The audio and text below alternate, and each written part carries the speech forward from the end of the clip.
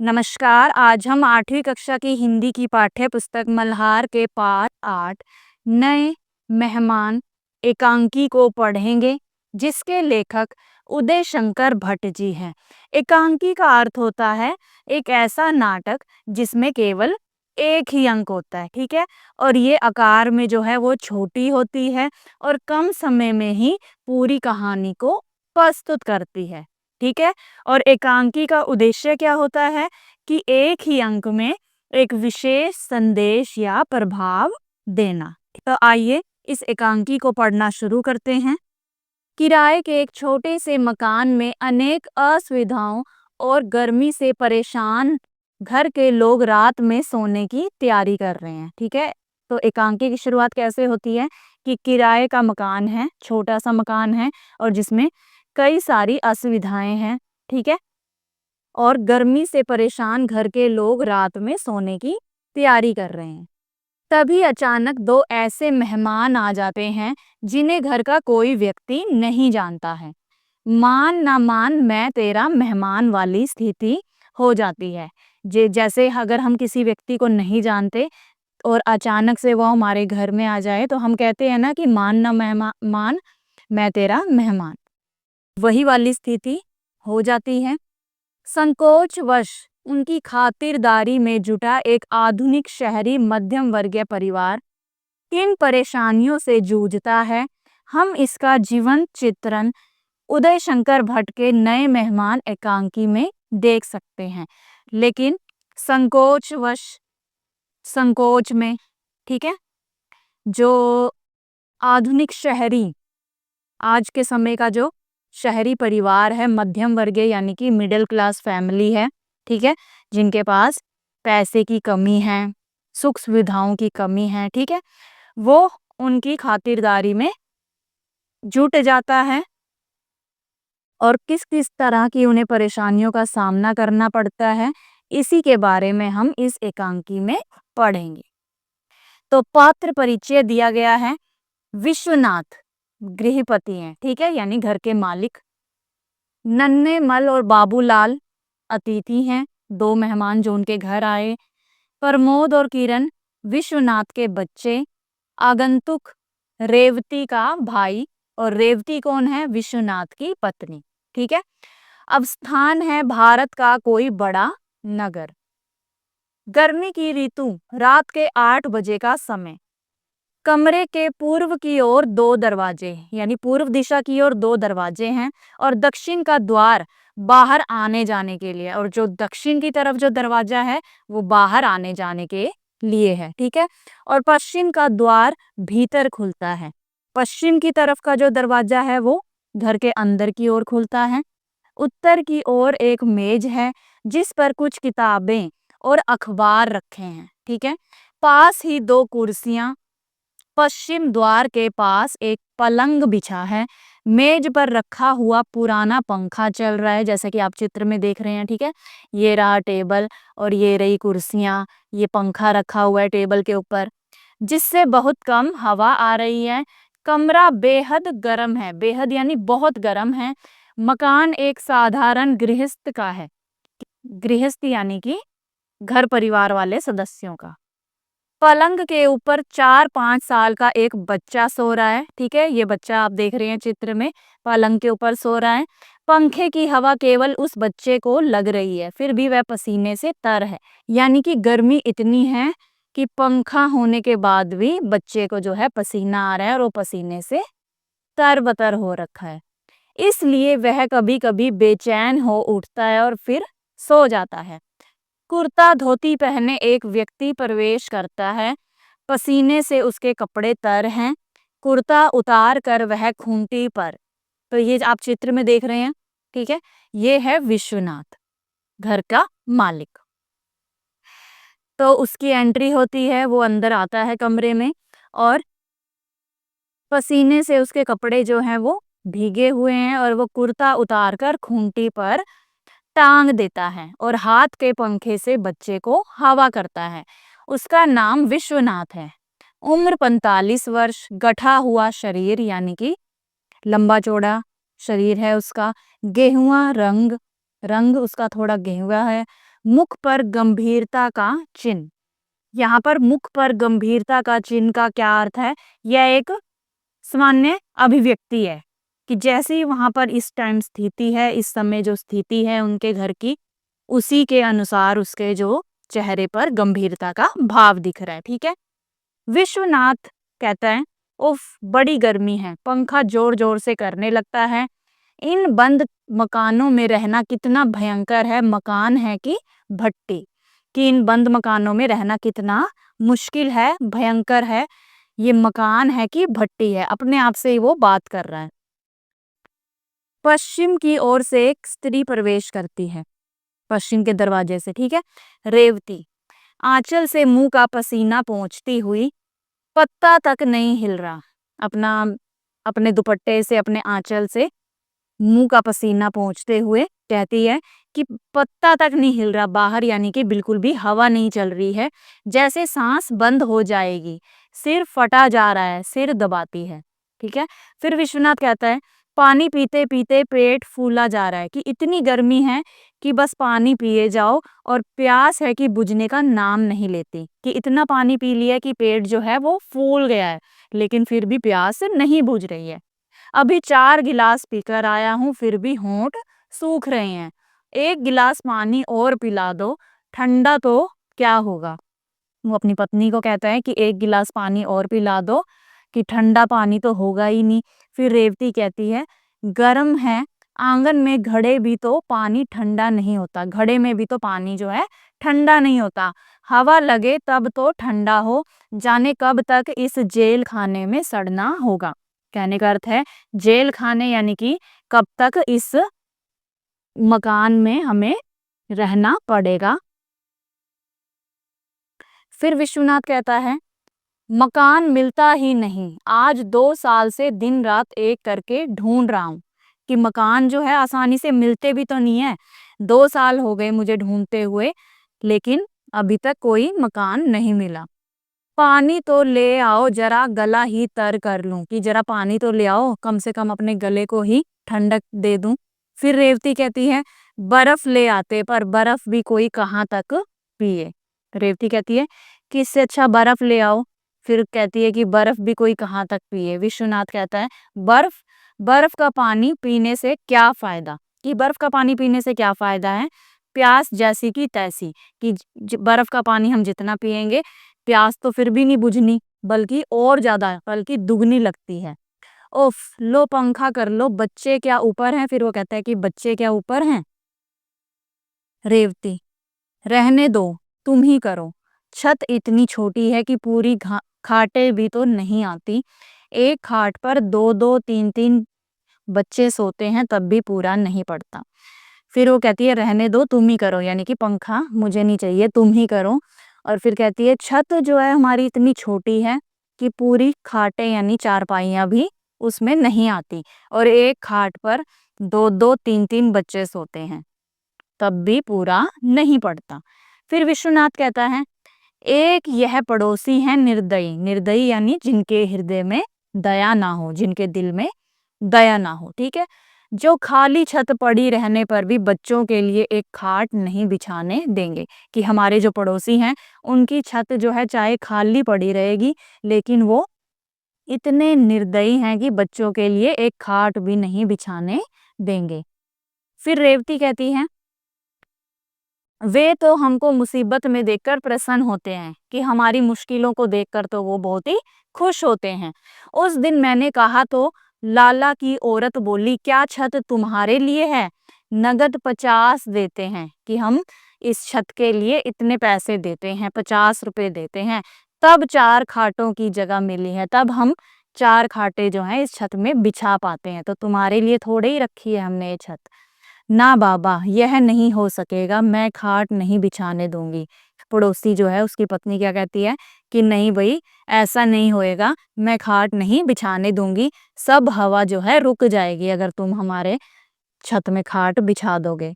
उन्हें और किसी और को सोता देखकर नींद नहीं आती, कि वो जलते हैं, अगर हम वहां सो जाएंगे तो उन्हें नींद नहीं आएगी। फिर विश्वनाथ कहता है, पर बच्चों के सोने में क्या हर्ज है, कि बच्चों के सोने में क्या बुराई है, जरा आराम से सो सकेंगे, कहो तो मैं कहूँ। कि विश्वनाथ कहता है अगर तुम कहो तो मैं बात करूं उनसे। रेवती कहती है क्या फायदा, अगर लाला मान भी लेगा तो वह नहीं मानेगी, कि अगर पड़ोसी मान भी जाएगा तो उसकी पत्नी नहीं मानेगी। वैसे भी मैं उसकी छत पर बच्चों का अकेला सोना पसंद नहीं करूंगी। फिर विश्वनाथ कहता है फिर जाने दो, मैं नीचे आंगन में सो जाया करूंगा, कमरे में भला क्या सोया जाएगा। मैं कभी कभी सोचता हूँ यदि कोई अतिथि आ जाए तो क्या होगा। कि वो सोचता है कि अगर बाई चांस कोई मेहमान आ जाए हमारे घर में तब क्या होगा, कि हमें ही सोने की इतनी तंगी हो रही है, अगर कोई मेहमान आ गया तब क्या होगा। रेवती ईश्वर करे इन दिनों कोई मेहमान ना आए, कि भगवान करे, प्रार्थना करती है वो कि भगवान करे कि इन दिनों कोई भी मेहमान हमारे घर ना आए। मैं तो वैसे ही गर्मी के मारे मर रही हूँ, पिछले 15 दिन से दर्द के मारे सिर फट रहा है। रेवती कह रही है कि 15 दिन हो गए कि जो मेरा सिर का दर्द है वो जा ही नहीं रहा, और दर्द के मारे सिर जो है वो फटा जा रहा है। मैं ही जानती हूँ जैसे रोटी बनाती हूँ, कि मुझे ही पता है कि मैं इतनी गर्मी में कैसे रोटी बनाती हूँ। विश्वनाथ कहता है सारे शहर में जैसे आग बरस रही हो, यहाँ की गर्मी से तो ईश्वर बचाए। इसलिए यहाँ गर्मियों में सभी संपन्न लोग पहाड़ों पर चले जाते हैं, कि इस शहर में तो इतनी गर्मी है कि इस गर्मी से तो भगवान ही बचाए। तभी तो यहाँ के जो संपन्न लोग हैं, यानी कि जिनके पास सब सुख सुविधाएं हैं, ठीक है, संपन्न लोग यानी कि जिनके पास सब सुख सुविधाएं हैं, पैसा है, तो वो गर्मियों में घूमने के लिए पहाड़ों पर चले जाते हैं क्योंकि वहां पर ठंडक होती है। रेवती कहती है चले जाते होंगे, गरीबों की तो मौत है, कि भाई उनके पास तो पैसे हैं वो तो चले ही जाते होंगे, हमारे जैसे गरीब जो हैं वो तो इसी गर्मी में सड़ते रहेंगे और यहीं मर जाएंगे। रेवती जाती है, बच्चा गर्मी से घबरा उठता है, विश्वनाथ जोर जोर से पंखा करता है। रेवती जो है फिर चली जाती है और बच्चा जो है गर्मी से घबरा कर उठ जाता है, और विश्वनाथ फिर उसे जोर जोर से पंखा करने लगता है। विश्वनाथ इन सुकुमार बालकों का क्या अपराध है। सुकुमार यानी कि जो बहुत ही कोमल अंगों वाले बच्चे हैं, कि इनका क्या अपराध है, क्या दोष है, इन्होंने क्या बिगाड़ा है, तमाम शरीर मारे गर्मी के उबल उठा है। फिर रेवती पानी का गिलास लेकर आती है। रेवती बड़े का तो अभी तक बुरा हाल है, अब भी कहीं कहीं देह गर्म हो जाती है, कि बड़े बेटे का तो बुरा हाल है, अभी भी उसकी जो देह है यानी शरीर है वो गर्म हो जाता है। विश्वनाथ पानी पीकर उसने क्या कम बीमारी भोगी है, पूरे 3 महीने तो पड़ा रहा, कि उनका जो बेटा है वो 3 महीने बीमार रहा। वह तो कहो मैंने उसे शिमला भेज दिया, कि विश्वनाथ ने उसे शिमला भेज दिया, वहां पर ठंडक थी, नहीं तो ना जाने कि क्या ही होता। फिर रेवती कहती है भगवान ने रक्षा की, कि भगवान ने हमारी रक्षा की, देखा नहीं सामने वालों की लड़की को फिर से टाइफाइड हो गया और वह चल बसी, कि सामने वालों की लड़की को टाइफाइड हो गया था और वह चल बसी, यानी कि उसकी मृत्यु हो गई टाइफाइड के कारण। तुम कुछ दिनों की छुट्टी क्यों नहीं ले लेते। रेवती अपने पति से कह रही है विश्वनाथ से, मुझे डर है कहीं कोई बीमार ना पड़ जाए।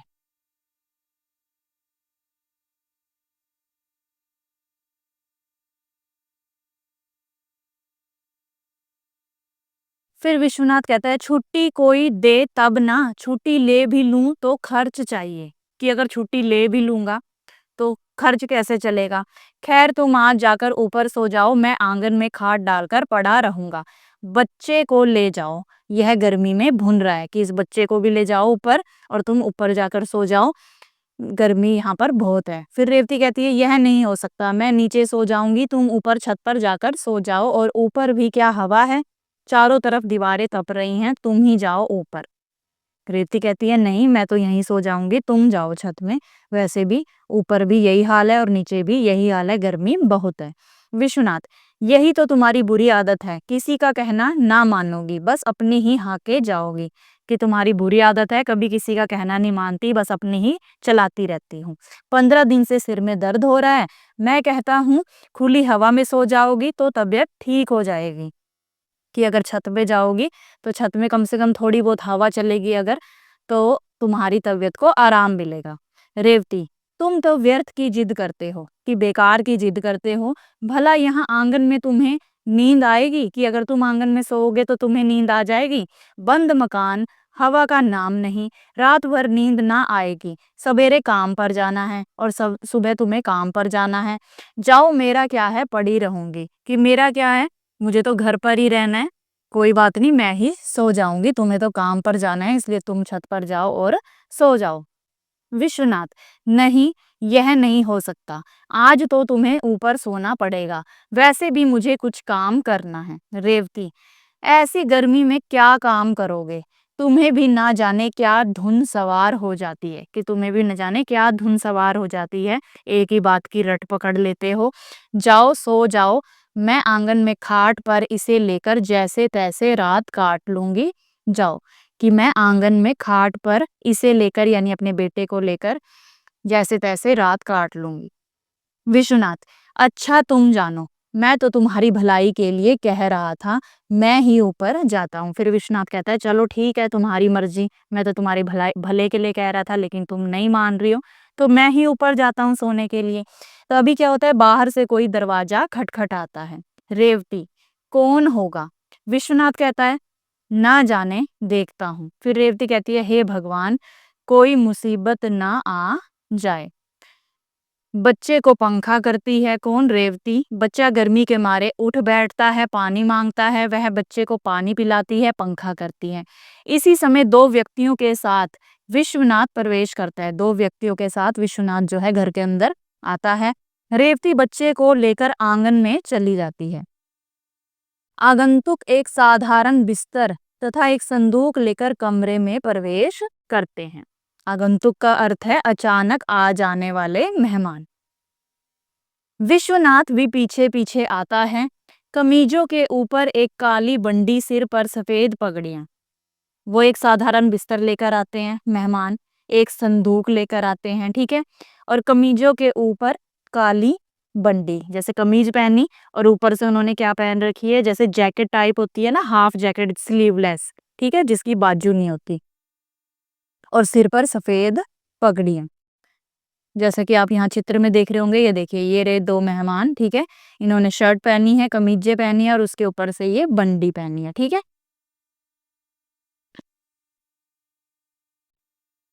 बड़े की अवस्था 35, यानी कि जो बड़ा है इन दोनों में से उसकी जो एज होगी वो 35, और छोटे की 24 है। बड़े की मूछें मुंह को घेरे हुए और माथे पर सलवट, और छोटे की अधकटी मूछें, कि बड़े की तो मूछें जो हैं बहुत बड़ी बड़ी हैं, पूरे मुंह को घेरे हुए और माथे पर सिलवट है, और छोटे की अधकट अधकटी मूछें और लंबा मुख। दोनों मैली धोतियां पहने हैं। बड़े का नाम नन्हेमल और छोटे का बाबूलाल है। इस हबड़ तबड़ में दोनों बच्चे ऊपर से उतरकर आते हैं और दरवाजे के पास खड़े होकर आगंतुकों को देखते हैं।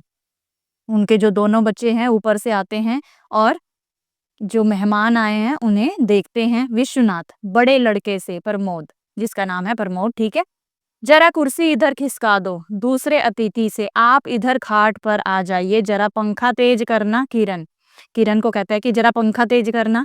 किरण पंखा तेज करती है, किंतु पंखा वैसे ही चलता है जैसे पहले चल रहा था। नन्हेमल कहता है, पगड़ी के पल्ले से मुंह का पसीना पोंछकर उसी से हवा करता हुआ, बड़ी गर्मी है, क्या कहें पंडित जी, पैदल चले आ रहे हैं, कपड़े तो ऐसे हो गए हैं कि निचोड़ ले। विश्वनाथ, जी आप लोग?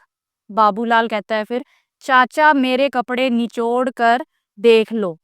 नन्हेमल से कह रहा है, यानी कि नन्हेमल जो है वो उसका चाचा है, किसका? बाबूलाल का, कि चाचा मेरे कपड़े निचोड़ कर देख लो, एक लोटे से कम पसीना नहीं निकलेगा, कि अगर निचोड़ेंगे मेरे कपड़ों को तो एक लोटे से कम पसीना नहीं निकलेगा, यानी कि कपड़े जो है पसीने में तर हो चुके हैं।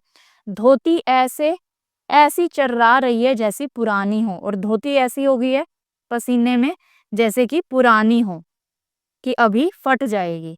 पिछले दिनों नगद 9 रुपए खर्च करके खरीदे थे, यानी कि पिछले दिनों ही ₹9 खर्च करके ही ये धोती खरीदी थी।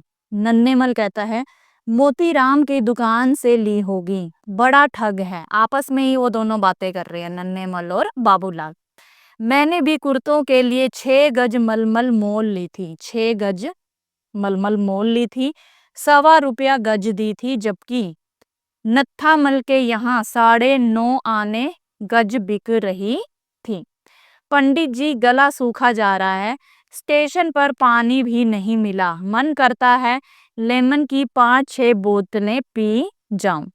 यानी कि वो रेलगाड़ी से आ रहे हैं, स्टेशन की बात हो रही है यहाँ पर कि स्टेशन पर पानी भी नहीं मिला, मन करता है लेमन की 5-6 बोतलें पी जाऊं, यानी कि उन्हें भी बहुत गर्मी लग रही है।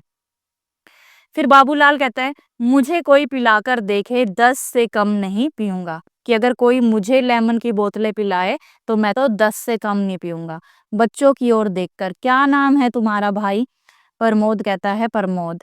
किरण कहती है, किरण। फिर बाबूलाल, ठंडा ठंडा पानी पिलाओ दोस्त, प्राण सूखे जा रहे हैं। कि ठंडा ठंडा पानी पिलाओ, बहुत ही गर्मी लग रही है, गला सूखे जा रहा है। विश्वनाथ, देखो प्रमोद, कहीं से बर्फ मिले तो ले आओ आप लोग।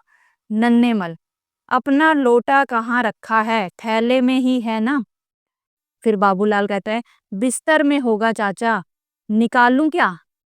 और तो और बिस्तर भी पसीने से भीग गया। चाचा, मैं तो पहले नहाऊंगा, फिर जो होगा देखा जाएगा। हाँ, नहीं तो मुझे नहीं मालूम था यहाँ इतनी गर्मी है।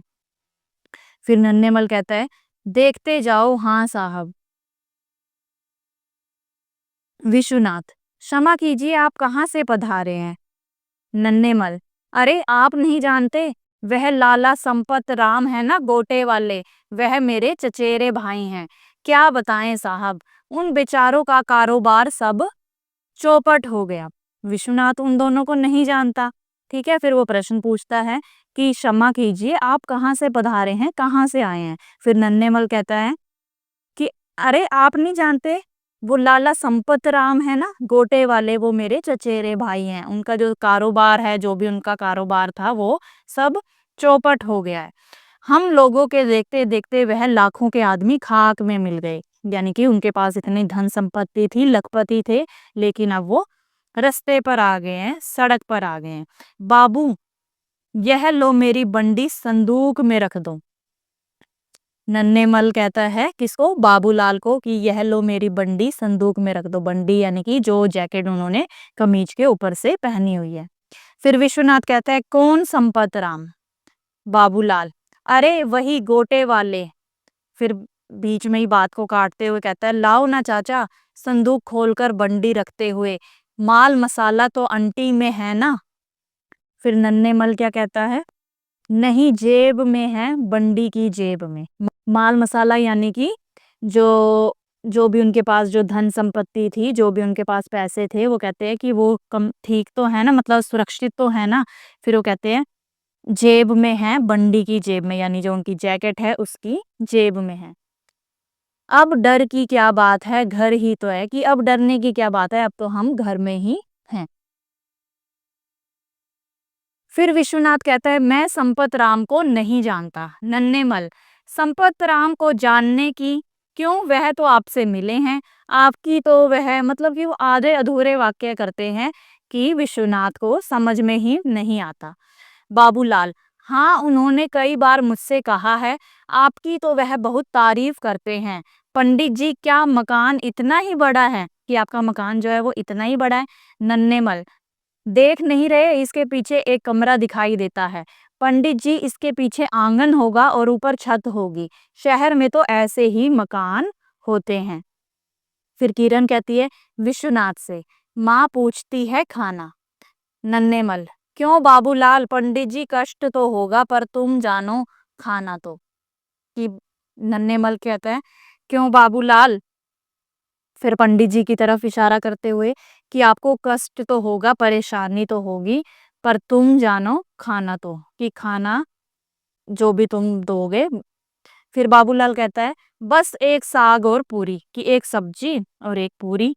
नन्हेमल, वैसे तो मैं पराठे भी खा लेता हूँ। बाबूलाल, अरे खाने की भली चलाई, पेट ही तो भरना है, कि खाने की क्या बात है, पेट ही तो भरना है, कुछ भी खा लेंगे। शहर में आए हैं तो किसी को तकलीफ थोड़े ही देंगे। देखिए पंडित जी, जिसमें आपको आराम हो, हम तो रोटी भी खा लेंगे, कल फिर देखी जाएगी। कि जिसमें आपको आराम मिले, तो हम तो रोटी भी खा लेंगे, कल की कल देखी जाएगी। नन्हे मल, भूख कब तक नहीं लगेगी, सारा दिन तो गया। बाबूलाल, नहाने का प्रबंध तो होगा पंडित जी, तभी प्रबोध बर्फ का पानी लाता है। नन्हे मल, हाँ भैया ला तो जरा, मैं तो 1.5 लोटा पानी पीऊंगा। बाबूलाल, उतना ही मैं, कि मैं भी उतना ही पीऊंगा। दोनों गटगट पानी पीते हैं। किरण, विश्वनाथ से धीरे से, फिर खाना, कि पिताजी खाना। फिर विश्वनाथ कहता है इशारे से, ठहर जा जरा। नन्हेमल, पानी पीकर आह, अब जान में जान आई, सचमुच गर्मी में पानी ही तो जान है, कि इस गर्मी में बिना पानी के कुछ भी नहीं।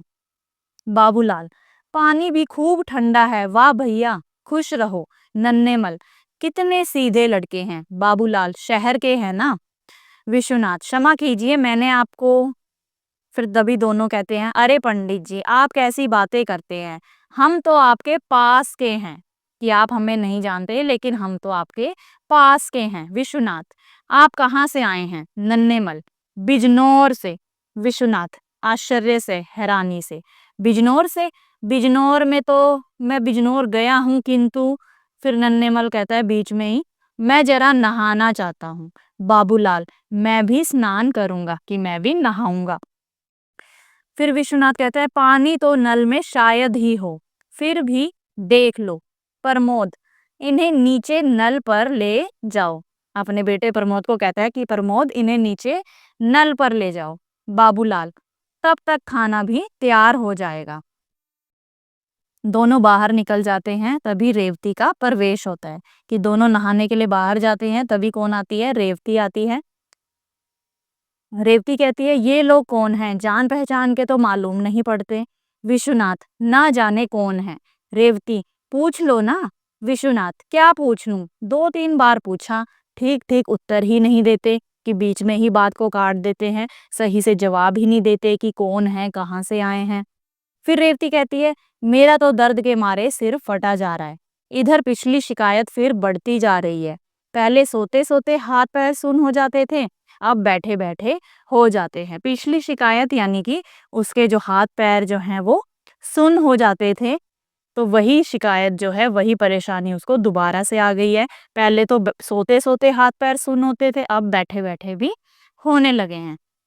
विश्वनाथ, क्या बताऊं, जीवन में तुम्हें कोई सुख ना दे सका, नौकर भी नहीं टिकता है। कि जीवन में मैं तुम्हें कोई सुख नहीं दे सका, और नौकर भी तो कोई भी टिकता नहीं है, भाग जाते हैं। फिर रेवती कहती है पानी जो 3 मंजिल पर चढ़ाना पड़ता है, कि तीसरी मंजिल पर तो पानी चढ़ाना पड़ता है, इसलिए भाग जाता है। और गर्मी क्या कम है, किसी को क्या जरूरत पड़ी है जो गर्मी में भुने, कि इतनी गर्मी है कि नौकर भी भाग जाता है, कि कौन तीसरी मंजिल तक पानी चढ़ाए, किसी को क्या पड़ी है जो इस गर्मी में भुने। यह तो हमारा ही भाग्य है कि चने की तरह भाड़ में भूनते रहते हैं, कि ये तो हमारा ही भाग्य है, हमारी किस्मत है, कि चने की तरह, की जिस प्रकार चने को भाड़ में यानी भट्टी में, चूल्हे में भुना जाता है, वैसे ही हम इस गर्मी में भुन रहे हैं। विश्वनाथ कहते हैं क्या किया जाए। रेवती, फिर क्या खाना बनाना ही होगा, पर ये हैं कौन। विश्वनाथ, खाना तो बनाना ही पड़ेगा, कोई भी हूँ, जब आए हैं तो खाना जरूर खाएंगे, थोड़ा सा बना लो। रेवती, तुनक्कर, तुनक्कर यानी गुस्से में, खाना तो खिलाना ही होगा, तुम भी खूब हो, भला इस तरह कैसे काम चलेगा, दर्द के मारे सिर फटा जा रहा है, फिर खाना बनाना इनके लिए, और इस समय कि जिन्हें हम जानते भी नहीं, इनके लिए मैं खाना बनाऊं, और वो भी इतनी रात को। आखिर ये आए कहाँ से हैं। विश्वनाथ, कहते हैं बिजनौर से आए हैं। रेवती, आश्चर्य से, बिजनौर, क्या बिजनौर में तुम्हारी जान पहचान है, अपनी रिश्तेदारी का तो कोई आदमी वहां रहता नहीं है। विश्वनाथ, बहुत दिन हुए, एक बार काम से बिजनौर गया था, पर तब से अब तो 20 साल हो गए हैं। रेवती, सोच लो शायद वहां कोई साहित्यिक मित्र हो, उसी ने इन्हें भेजा हो। जो साहित्य से संबंधित होता है उसे साहित्य कहते हैं। ठीक है। विश्वनाथ, ध्यान तो नहीं आता, फिर भी कदाचित कोई मुझे जानता हो। कदाचित यानी कि शायद कोई मुझे जानता हो और उसी ने भेजा हो। किसी संपत राम का नाम बता रहे थे, मैं जानता भी नहीं। रेवती, बड़ी मुश्किल है, मैं खाना नहीं बनाऊंगी। पहले आत्मा फिर परमात्मा, यानी कि पहले अपना ध्यान फिर दूसरों का। जब शरीर ही ठीक नहीं रहता तो फिर और क्या करूं। विश्वनाथ, क्या कहेंगे कि रात भर भूखा मारा, कि ये दोनों क्या कहेंगे कि इन्होंने रात भर हमें भूखा मारा, बाजार से ही कुछ मंगा दो ना। फिर रेवती कहती है, बाजार से क्या मुफ्त में आ जाएगा, फ्री में आएगा? 3-4 रुपए से कम में क्या इनका पेट भरेगा? पहले तुम पूछ लो, मैं बाद में खाना बनाऊंगी। बाबूलाल का फिर प्रवेश होता है, रेवती का दूसरी ओर से जाना, कि जैसे ही बाबूलाल आता है रेवती जो है दूसरी ओर से चली जाती है। बाबूलाल कहता है, तबीयत अब शांत हुई, फिर भी पसीने से नहा गया हूँ। ना जाने पंडित जी आप यहाँ कैसे रहते हैं। पंखा करता है, कि पंखा करते हुए क्या कहता है कि नहाने के बाद भी गर्मी लग रही है, पंडित जी आप पता नहीं यहाँ कैसे रहते हैं। विश्वनाथ, 8-9 लाख आदमी इस शहर में रहते हैं और उनमें से 6-7 लाख आदमी इसी तरह के मकानों में रहते हैं। ऊपर छत पर शोर मचता है, क्या बात है, कैसा झगड़ा है। प्रमोद, विश्वनाथ अपने बेटे प्रमोद से पूछता है कि ये कैसा शोर है, क्या बात है, कैसा झगड़ा है। प्रमोद आकर कहता है, उन्होंने दूसरी छत पर हाथ धो लिए, कि इन्होंने मेहमानों ने। पानी फैल गया इसलिए वह पड़ोस की स्त्री चिल्ला रही है। मैंने कहा सवेरे साफ कर देंगे, इन्हें मालूम नहीं था।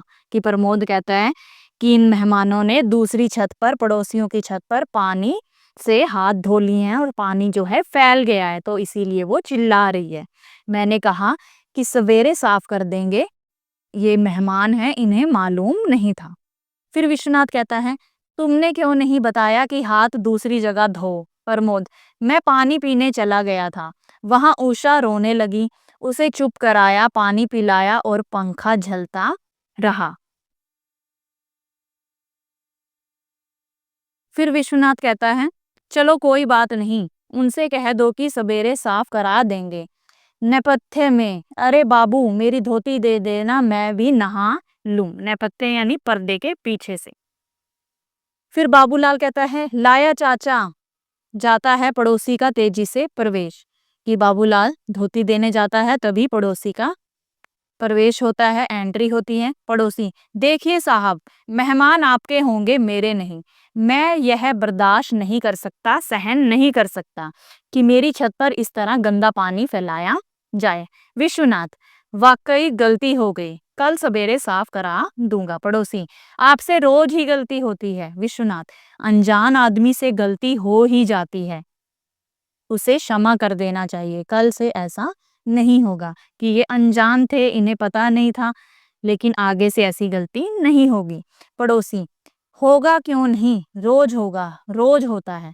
अभी उसी दिन आपके एक और मेहमान ने पानी फैला दिया था, फिर वह हमारी खाट बिछाकर लेट गया था।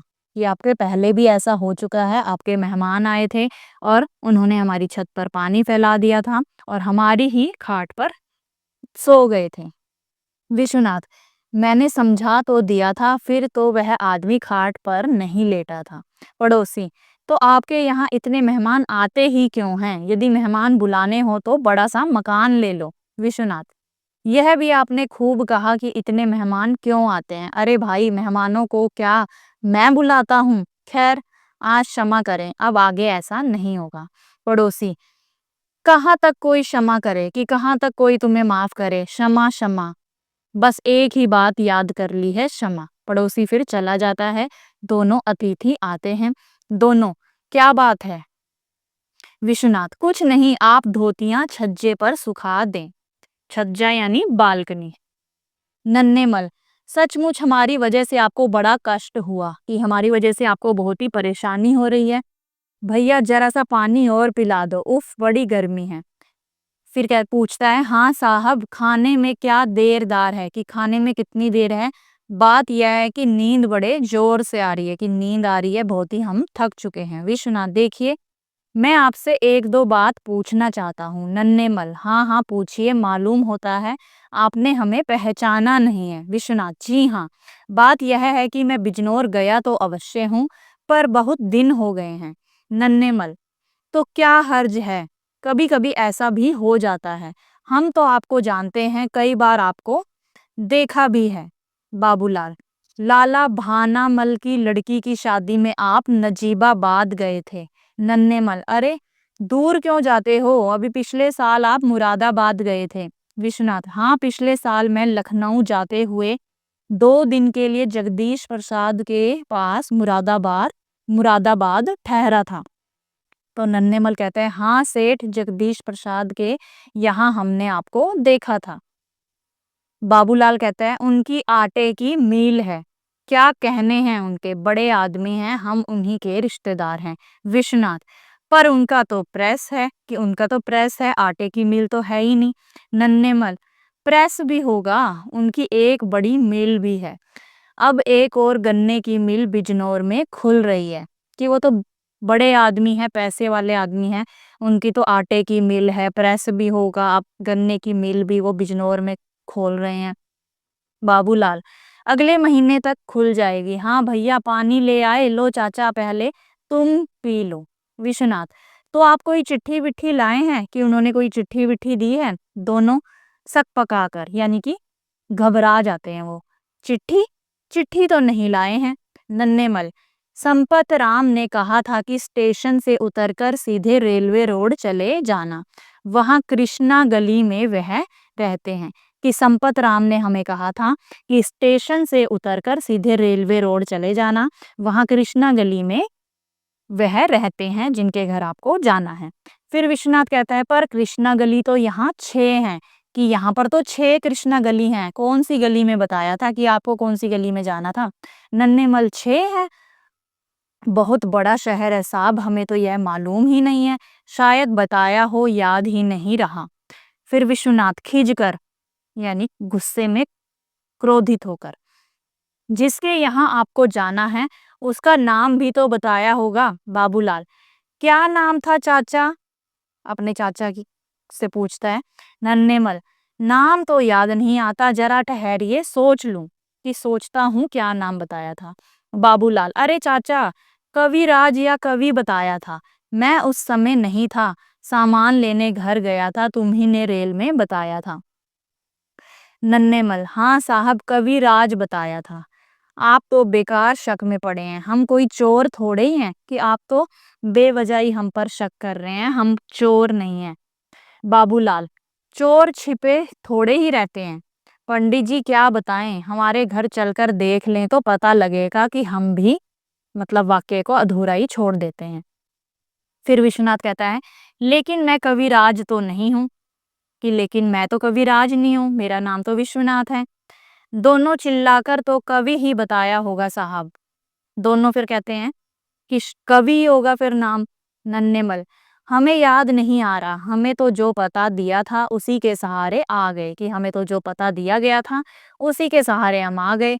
नीचे आवाज लगाई और आप मिल गए, ऊपर चढ़ाए। पहले हमने सोचा होटल या धर्मशाला में ठहर जाएं, ठीक है, होटल में या किसी धर्मशाला में ठहर जाएं।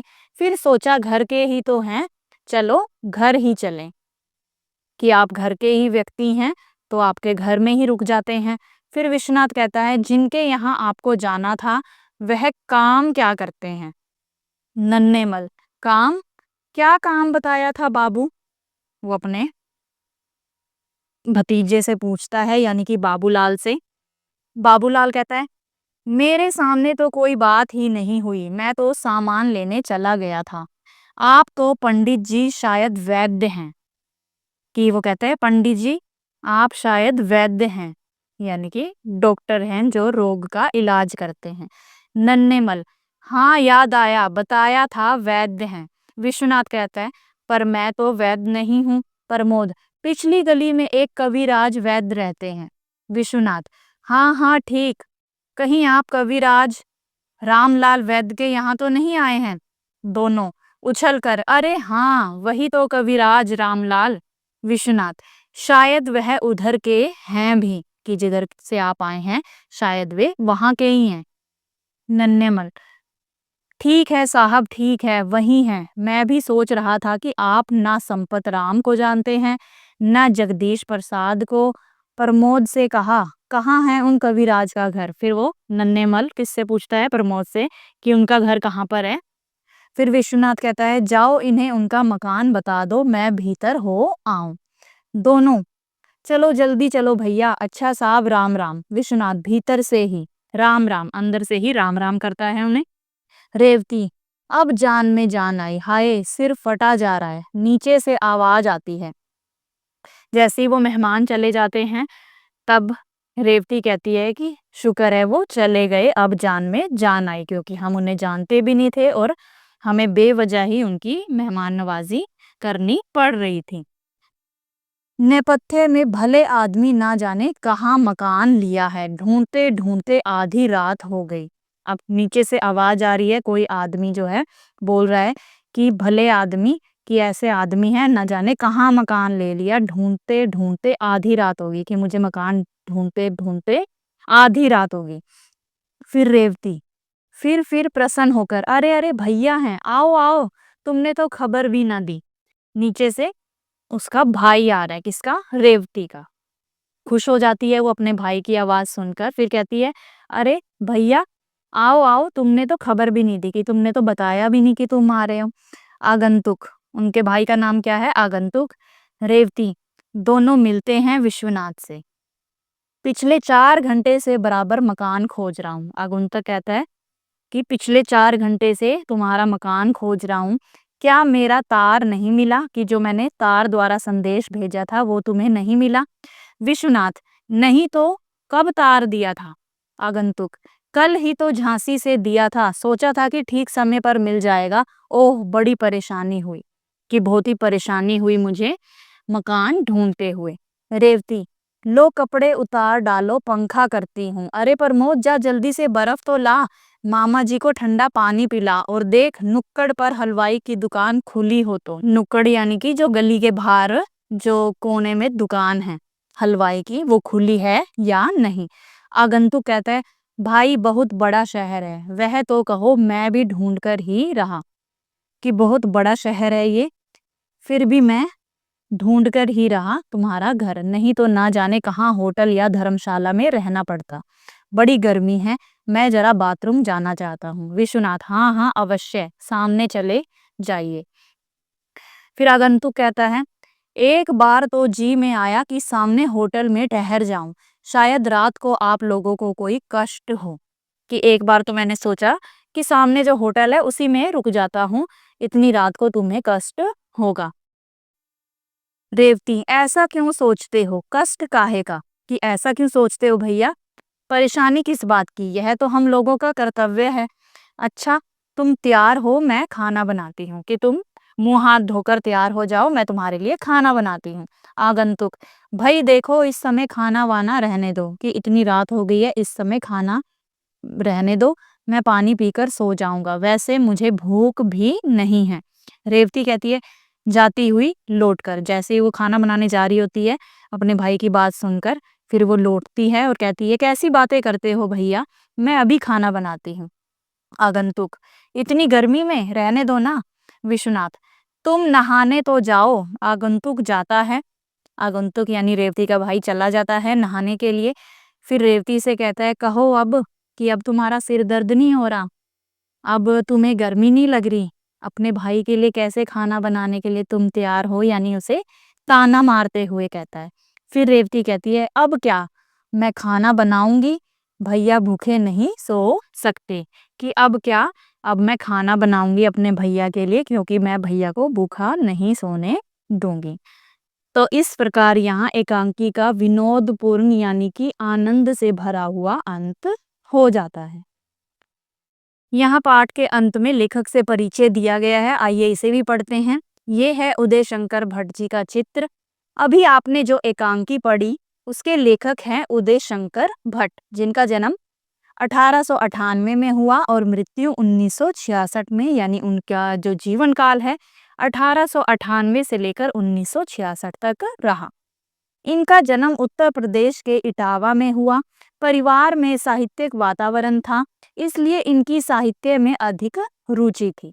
इन्होंने रेडियो के लिए अनेक नाटक लिखे, साथ ही नाटकों तथा फिल्मों में अभिनय भी किया है। इन्होंने कविता और उपन्यास भी लिखे हैं, लेकिन नाटक व एकांकी के क्षेत्र में इन्हें विशेष प्रसिद्धि मिली है। इन्होंने कविताएं और उपन्यास भी लिखे हैं, लेकिन इन्हें प्रसिद्धि किसमें मिली? नाटकों में और एकांकी के क्षेत्र में। इनका लोक परलोक उपन्यास और पर्दे के पीछे एकांकी संग्रह बहुत चर्चित रहे। तो आशा करती हूँ आपको यह पाठ अच्छे से समझ में आया होगा। अगली वीडियो में हम इसी पाठ के प्रश्न उत्तर करेंगे।